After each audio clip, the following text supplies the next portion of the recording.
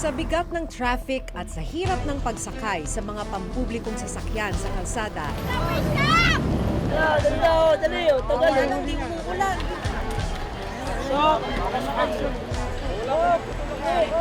Hindi ka ba delikado dyan? Baka mahulog ka?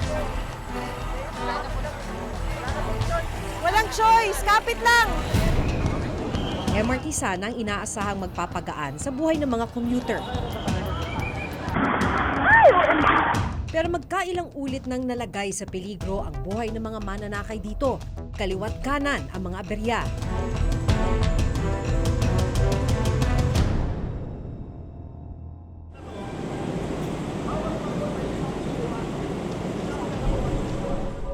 November 16, 2017. Kumalas ang isang bagon ng MRT sa pagitan ng Ayala at Buendia northbound station sa Makati.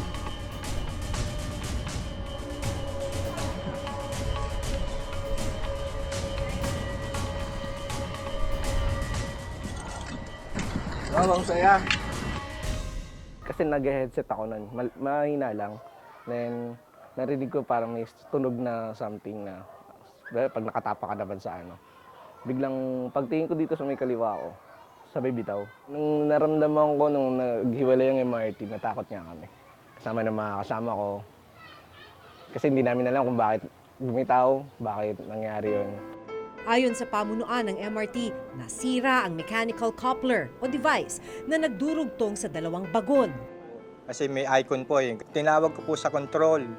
Meron pong communication error. Ang advice po sa akin ng control, mag-reinitialize po sa Buendia.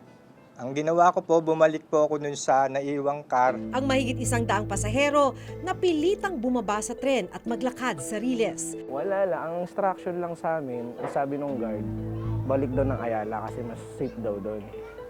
Siyempre wala kami magagawa kaya sa may pagtalo kami. Bumalik kami ng Ayala. Pansamantala ring sinuspinde ang operasyon noon ng MRT. Ang MESMA card o black box na nagtatala sa bawat aberya ng tren na iulat namang nawawala.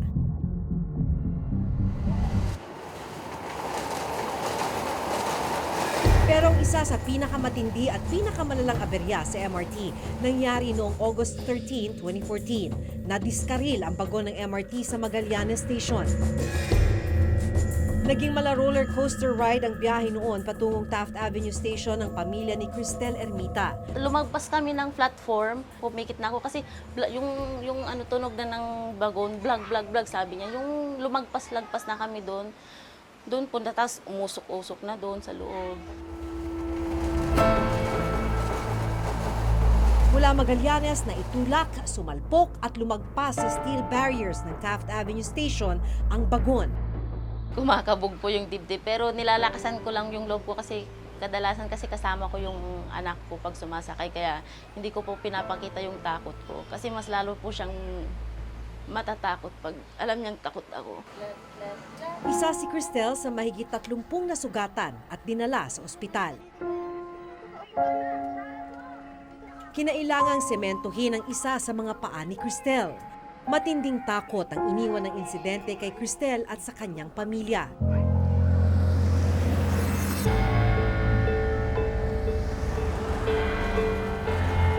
Bukod sa pagkadiskaril, makailang beses na ring tumirik o huminto ang tren. Ang mga pasaherong sakay napipilitang bumaba sa Riles at maglakad papunta sa pinakamalapit na istasyon. Sakit ko. Ay, nagkasugal pa kayo. Nervyos kasi. Kasi sabi sila sasabog daw. Nasakay pa kayo ng MRT? Ewan ko sa nervyos. Makatakot naman. May pagkakataon ding umaandar ang tren habang bukas ang pintuan.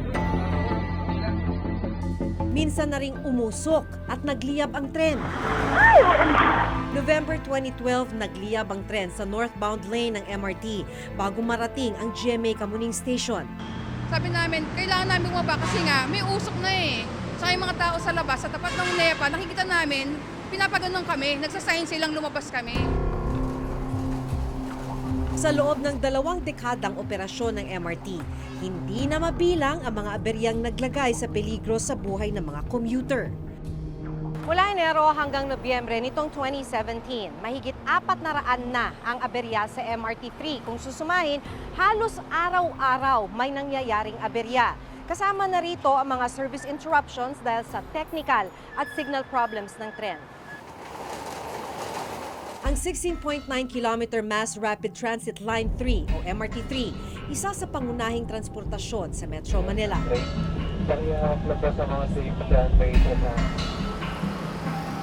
Mahaba na ang pila sa North Avenue Station. Matyagang pumipila ang mga commuters para sa pag-asang makarating ng mas mabilis sa kanilang pupuntahan.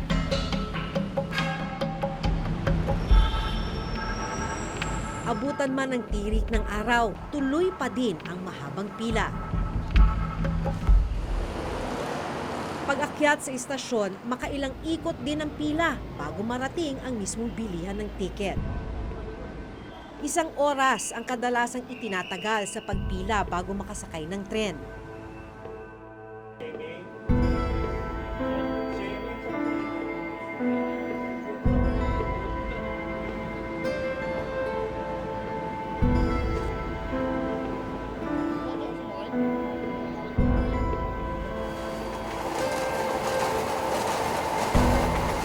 Ikukumpara sa siksikan at tagal ng biyahe sa ibang pampublikong sasakyan, mas pipiliin pa ng maraming commuter ang makipagsapalaran sa MRT.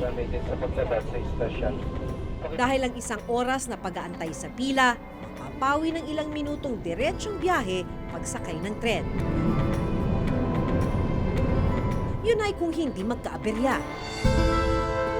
Nahati sa 2 ang pamamahala sa MRT, ang maintenance at ang operations. Sa mga nakalipas na taon, nagbabayad ang gobyerno para sa serbisyo ng maintenance service providers. Sila ang kumpanya na nangangasiwa para maayos ang kondisyon ng mga bagon.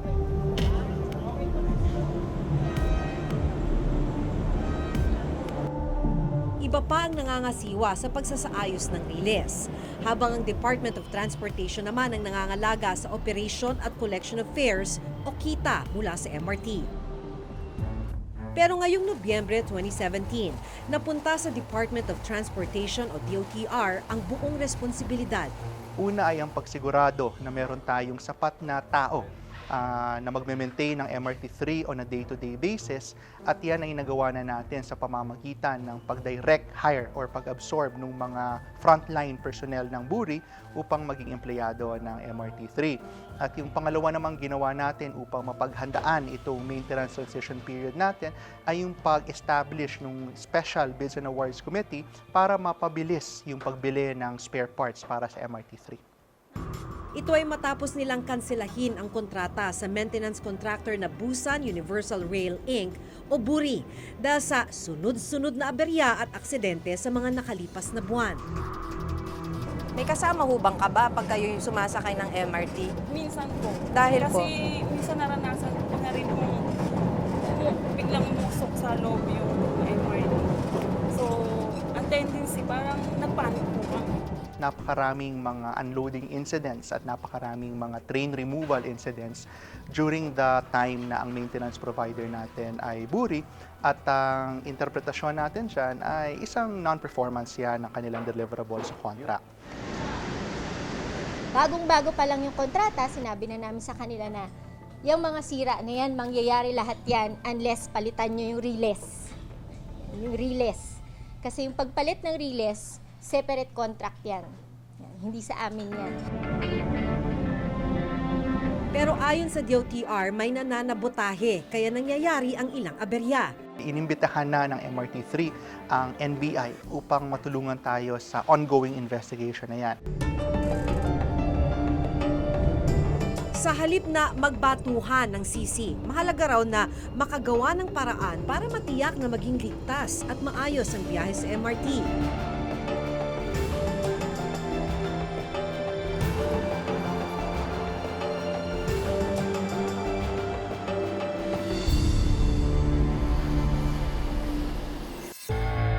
Taong Taong 2016, noong panahon ng Administrasyong Aquino, bumili ng 16 na bagong tren at nag-power upgrade ang gobyerno. Layunin nito na mapataas ang kapasidad ng tren.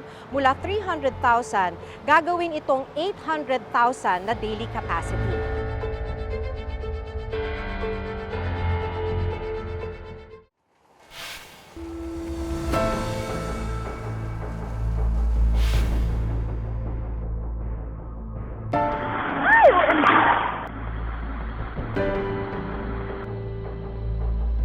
Kaya ka nag-MRT para malas din yung travel na ilaalat mo. Yan lang kasi yung best way na transportation natin. Best way, kumbaga, sabihin natin best. Ngayon mo, ang worst na talaga eh.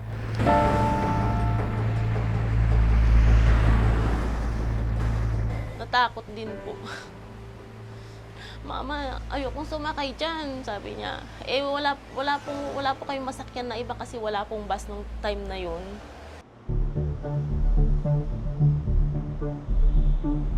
Mula 2010 hanggang 2016, umabot sa mahigit 12 billion pesos ang kabuuang gastos para sa maintenance and operations ng MRT. At para sa taong ito, aabot ng 1.4 billion pesos ang pondo na nakalaan para sa operasyon ng MRT. Sa laki ng pondo na nakalaan para masigurong maayos at ligtas ang MRT, bakit nakararanas pa rin tayo ng mga aberya sa MRT? Bigla nilang sinipa yung Sumitomo, nagpasok I started engaging what I call the game of maintenance chairs. Sinipa yung Sumitomo, may pinalit ko nung interim contractor for about short period, nag-moro-moro about bidding, may napili, nakamukha din nung interim niya, tapos nag-negotiate, may pangatlo, nagkaroon na ng bagong pangalan na Buri. Iba't ibang kumpanya na ang napipili bilang maintenance provider. Kanya-kanyang problema ang hinarap ng MRT sa ilalim nila. At dahil papalit-palit ng maintenance provider, walang permanenteng masisingil.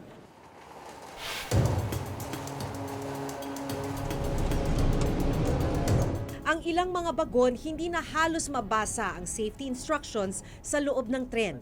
Ang ilang parte, kinakalawang at pinagtatagpi-tagpi na lang ng packing tape. Taong 2016, noong panahon ng Administrasyong Aquino, bumili ng bagong bagon at nag-power upgrade ang gobyerno. Layunin nito na mapataas ang kapasidad ng tren. Mula 300,000, gagawin itong 800,000 na daily capacity. Nagkakahalaga ang proyekto ng 3.8 billion pesos sa ilalim ng MRT3 Capacity Expansion Project. Binili ang mga bagon sa Dalian Locomotive and Rolling Stock Corporation. Mahigit isang taon na ang nakalipas, hindi pa rin umaandar ang mga bagong bagon. Ang mas malala na tuklasan na hindi rin tugma ang mga biniling bagong bagon sa kasalukuyang signaling system ng MRT na hawak naman ng kumpanyang Bombardier. Pero hindi pa rito natatapos ang problema. Sa inilabas na report ng COA ngayong June 2017, kinuwestiyon kung bakit sa kabila ng pagkakaroon ng kontrata sa Bombardier, ay pumasok sa panibagong kontrata ang DOTR noong January 2016 sa 5 kumpanya para sa total replacement project ng signaling system ng MRT. Ang kontrata aabot sa halagang 888 million pesos. Makalipas ang isang taon, ayon sa COA, nasa 6.85% ang natapos sa proyektong ito. At dahil hindi pa rin tapos ang signaling system, hindi pa rin ito nagagamit.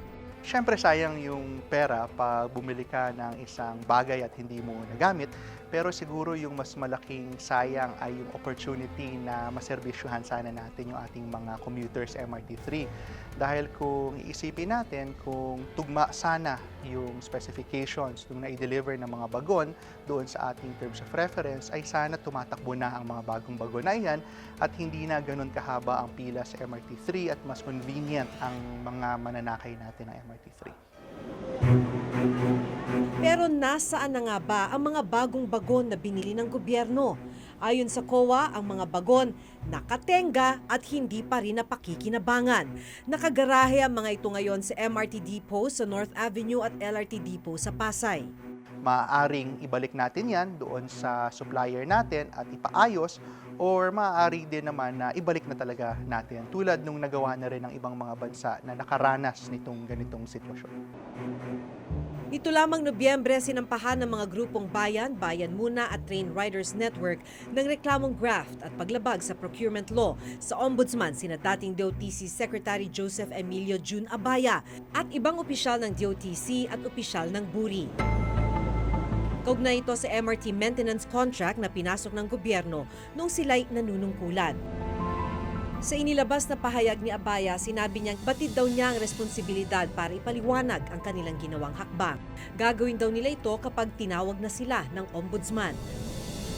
Wala daw silang dapat ikatakot o tinatago at handa silang humarap sa mga paratang na may malinis na konsyensya.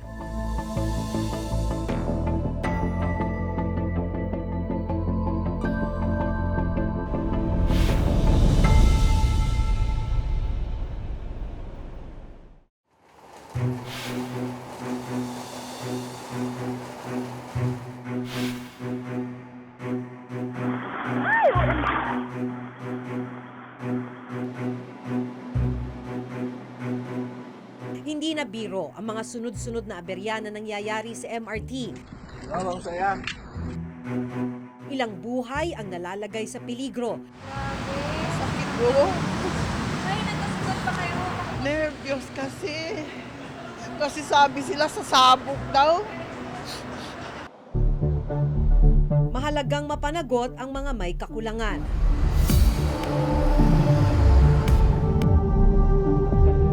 Pero importante rin ngayon na matiyak na maihatid ng ligtas at komportable ang mga kababayan nating umaasa sa tren.